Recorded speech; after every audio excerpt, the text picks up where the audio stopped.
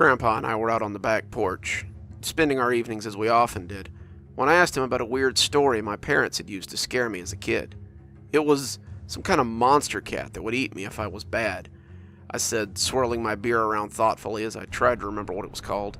I used to live in fear of this thing, since Mom said it would come get me if I didn't do my chores. It was, the whooping cat? The whomping cat? The wampus cat, my grandpa said, draining his beer and launching it into the tree line like he often did. Yeah, that was the one. I hadn't thought about him until last night in a long time. I dreamed that I was small again, wandering around your house and looking for people. I never really saw him, but out of the corner of my eye, I could see this big shadowy creature stalking me. He kind of reminded me of one of those guys in a mascot costume. I never really got a good look at him. It was always hiding, but I remember being pretty scared as it followed me around the house. He made this kind of sound like a house cat, but loud and long, like a cat that's been startled or is about to fight. Suddenly, Grandpa loosed a cry like a scalded cat, and I heard all the animal noises around us taper off. He looked back at me and asked, "Did it sound like that?" I was speechless. Yeah, exactly like that. But how? I taught your mother how to recognize that call. I didn't want her to go through the same horrific experience I had. I was slightly confused. Experience like what, exactly? The wampus cat. I stared at him for a moment, the night bird starting to tune up again, as Grandpa leaned back and stared at the night sky. We were silent for a few minutes, the crickets loud as they put on their last concert before autumn put them to ground. Then, Grandpa suddenly said, "I saw him once, you know." My head was a little foggy, and I just mumbled out, "Saw who?" "The wampus cat. I saw him once." My skepticism started to claw its way out again, but ever since the tree incident, I had been a little more open to Grandpa's stories. "Yeah? You want to tell me about it?" Grandpa seemed to think about it for a minute before he began. "I was about 5 or 6 when your cousin Luke came to stay for a week. My mother's sister was going to stay with Luke's sister, her first daughter, to help her deliver her baby, and she asked if Luke could stay for a while. Mama said that he'd be staying in my room with me, and even though I said I didn't mind, I wasn't very excited by the prospect of Luke staying with us. Luke was not a good kid, you see. Luke was the baby in his family, 2 older brothers and a sister who were all out of the house, and this had led to him being a bit of a brat. He was also a bully, and I knew I would have to keep an eye on my things if I didn't want them to go missing, that was. I would also have to make sure to spend as much time in the woods as I could when I wasn't in school. Otherwise, Luke would likely make up excuses to play rough with me. I wasn't a fragile child, but Luke was a few years older than me, and I had often seen bruises after we played. So Luke came over, bag packed for a week or more, and Aunt Kara thanked us for letting him stay. Despite her difficult son, Aunt Kara was an absolute delight, and I didn't hold it against her that I would have to deal with Luke for the foreseeable future. She gave me a tight hug, thanking me for taking Luke into my room and promising me something special when she came back. I thanked her, but I was thinking that the only gift I was looking forward to was the return of my room and my quiet existence. I showed Luke to our room, showing him the cot he would be sleeping on, and I turned to find him putting his bag at the foot of my bed. When I asked him what he was doing, he just grinned like a fox and waggled his finger at me. "Not very Christian of you to make a guest sleep on that saggy old cot.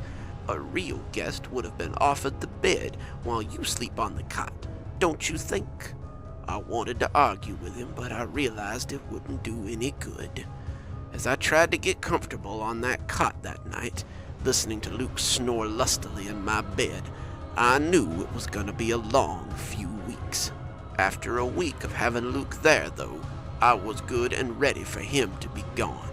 In that time, he had managed to sprain my wrist after he pushed me out of a tree, stole my favorite rock from my collection, though he claimed he hadn't done it, and break any number of the small number of toys I owned. To my parents, he was an angel, always minding his manners around my mother and especially around my strict father. He always appeared to help with chores, walked with me to school, and was polite while they were around. The second their backs were turned, though, he cut school and shirked his chores and mocked their bumpkin ways to their backs. Then, one Sunday, it all came to a head. It was working towards mid-afternoon, the sun taking on that golden tint that you see when it's getting ready to set, when a knock came at the door, hard and frantic. Daddy went to get it, and it turned out to be Mrs. Douglas, our second closest neighbor. She had ran nearly 6 miles to our house to get our help. You see, she needed to get Mr. Douglas to the hospital.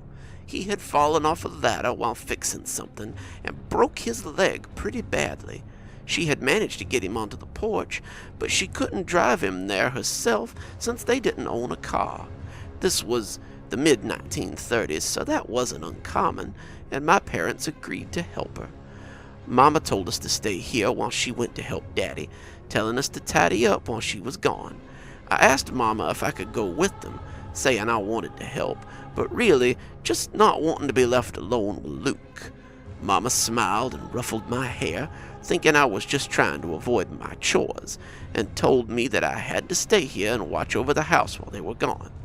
Besides, you don't want the wampus cat to hear you're shirking your responsibilities, do you? That had sent a chill up my spine. Much like you, I was pretty scared of that wampus cat. Not just because my mama talked about it, but because my grandmama talked about it. Grandma used to say that the wampus cat came to get little kids who disobeyed their parents, dragging them off into the woods to devour them in its lair. She said he roamed the woods, listening for misbehaving children, and took care of them so their parents no longer had to be burdened with them. He has coal black fur and glowing embers for eyes. He's as tall as a man and as wide as a bear. He has razor-sharp teeth that seem too big for his mouth and claws like kitchen knives. You'll know him by his cry, a sound like a cat scalded by the stove and by the smell of fresh blood. Nothing will stop him from getting his prey. Nothing. And you don't want to be the focus of his ire. When Grandma told me to beware of something, I bewared it. So, as the old truck rumbled out of the front yard, I set about my chores.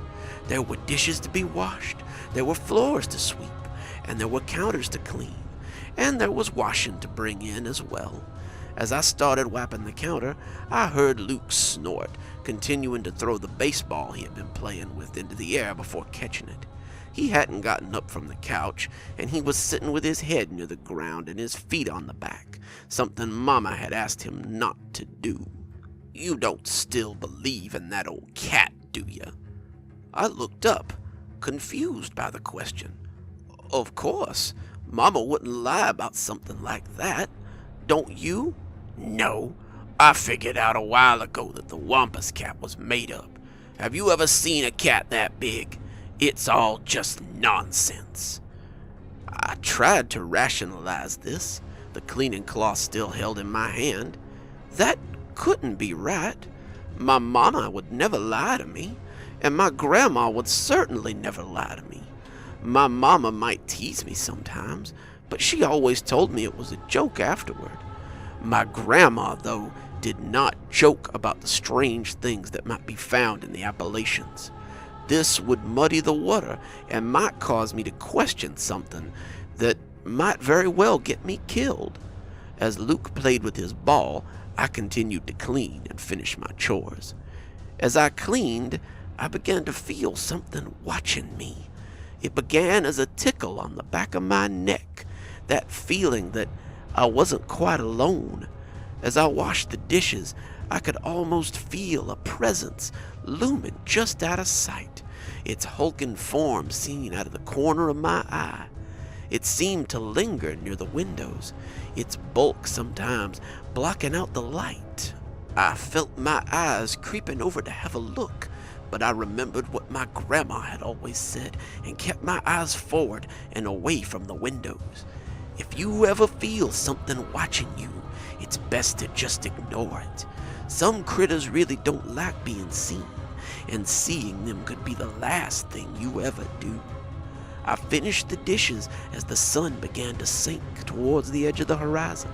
I could feel those eyes behind me, could feel them boring into me, and I didn't want to look at whatever possessed those eyes. It seemed intent on me, showing no attention to my cousin in the living room. I had to finish cleaning. Mama would be mad if I didn't. I turned around, my legs like wooden pegs beneath me, and felt my stomach sink into my throat as I saw him. I only saw him for a second, but that was a second too long. He loomed in the window near the mudroom, his bulk making the setting sun appear muted. His fur was coal black, looking matted and tangled as the burdock stood out against the glass. His eyes were living coals, seeming to simmer in his head as he stared at me. His claws tapped lightly against the window, those long yellow talons that sprouted from his furry hands. His teeth were too big for his mouth, and they poked out haphazardly from a heaving maw that fogged the glass with every breath. He moved away after a few seconds, pushing his bulk out of the window sill, but it had been long enough to etch his image in my memory. I felt the hardwood of the cabinet as it ground against my back. I sat down hard on my backside, my eyes glued to the window as they bulged in fear. The window was empty now, but I could still see the remains of his final, gasping breath. I could still see his face if I closed my eyes, and those claws would haunt my dreams for many nights to come. I was shaking as I watched the window, seeing his shadow as it slid across the porch, his weight making the boards groan and the slats creak.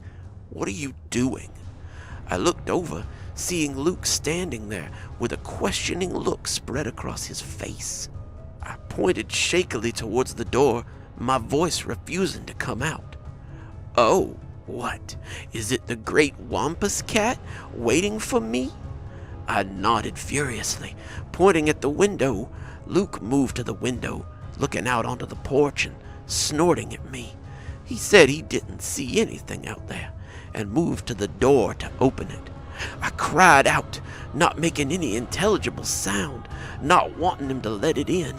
I sounded like a dog strangling on a bit of something, unable to draw in breath. He unlocked the door and turned the handle, pulling the door as if in slow motion. I screamed internally as that door swung open, my throat holding it in till I felt like I might burst.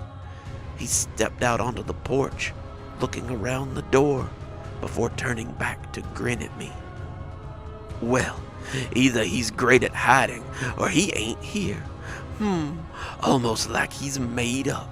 I told you there was no wampus cat, nothing to punish naughty kids. Your mama lied, just like mine, and there's nothing that can do anything about—" A shadow fell across him. My attention had been drawn away as he spoke, but it snapped back to the large black silhouette behind him as the doorway was engulfed. Luke still stood grinning in victory, but his smile dribbled off his face as he took notice of the shadow that fell across the floor. He turned his head ever so slightly, but I don't think he ever saw the wampus cat. The creature wrapped its thick furry arms around him, lifting him easily into that gaping maw of razor-sharp piano keys. Luke screamed as his head slid into that toothy mouth, and he went on screaming until the wampus cat crunched down and ended his life. He stared at me as he stood there, Luke's body hanging in his arms, before he turned and took his grisly supper back into the sea of green. I sat there, speechless, as my grandpa finished his story. The night sounds were all around us again, the birds and the bugs tuning up as Grandpa took a sip from his nearly forgotten beer. His throat had been getting rough towards the end, and the beer seemed to wet it like a dry valley in a rainstorm.